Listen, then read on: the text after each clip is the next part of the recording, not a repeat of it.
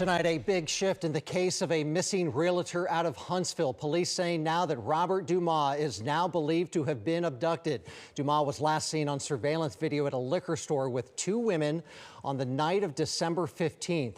Now, warrants have been issued for the arrest of 5 people seen on your screen in the kidnapping of Dumas. We begin with team coverage at 5 News 19's Emily Mosner and Chief Investigative Reporter Brian Lawson actively following this investigation tonight. We're going to begin with Emily. So, Emily, the family held a press conference with an update today. They say that the family has been pressured by police to remain quiet on their concerns, and today they say they stand validated and they had much more to say. What else?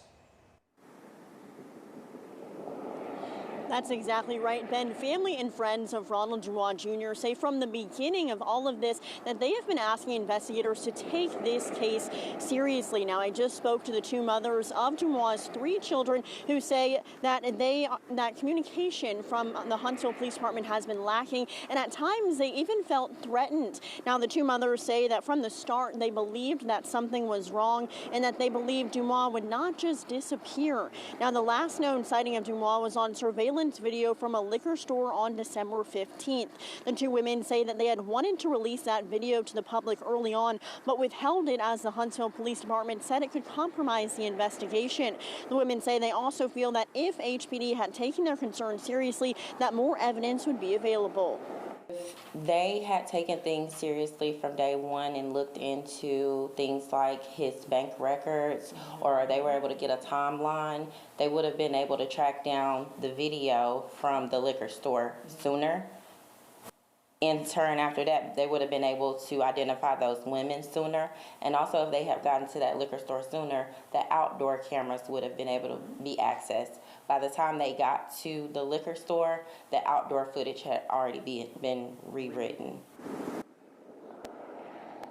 The two mothers tell me they are hopeful that this new information leads to finding Ronnie and gives them answers to tell his 3 children. They say it's been 54 days of unanswered questions and sleepless nights. The mothers say they are so thankful for all of the tips they've received in the case and the support from the community. Now, they have worked with a private investigator on this case since January 1st. They tell me that that has been helpful in generating some new leads and information in the case. Now, there is still a reward active for information that can lead to finding his whereabouts, that it will still be available until February 28th. Now, we still have a lot of details to learn in this case, but again, you can find all of that information on our website, WHNT.com. For now, live in Huntsville, Emily Moser, News 19. Emily, thanks so much. We have reached out to Huntsville PD for more comments on this investigation.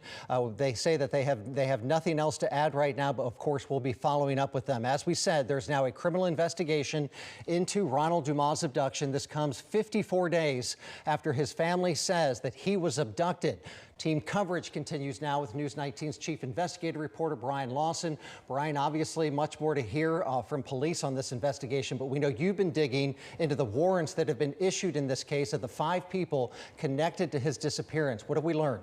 Right, so as you said, it's a major shift, and that's the biggest thing. There's a tone shift that's 180 degrees. Early on, the Dumas family had raised alarms and started a reward fund. The Huntsville Police Department had publicly stressed until today they saw no evidence Dumas was in danger or had been abducted.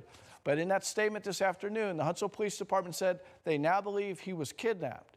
Now, the department said its investigation began to focus on 2 women seen on security footage with Dumas inside a liquor store on December 15th.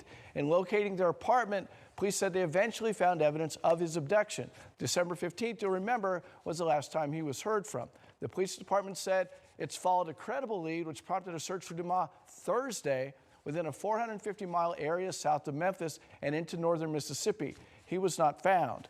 Along with 1 woman from Huntsville, police say they're searching for 4 other people from Memphis. The suspects on the warrants are Carissa Cash of Memphis, Sabrina Chambers of Huntsville, Quintarius White of Memphis, Tori McLaurin of Memphis, and Kara Clark, also of Memphis. Now, again, looking at how this has unfolded, Dumas was last heard from on December 15th. On December 16th, the next day, his car was found in Camden, Tennessee, north of Nashville. His phone was tracked heading south from Memphis on December 21st, and on December 23rd, his name was placed on Aaliyah's missing persons list. One other important note, on January 16th, The family released a security camera photo of Dumas and the two women that police now say were at the center of this. The family released that photo after HPD said they saw no evidence of foul play.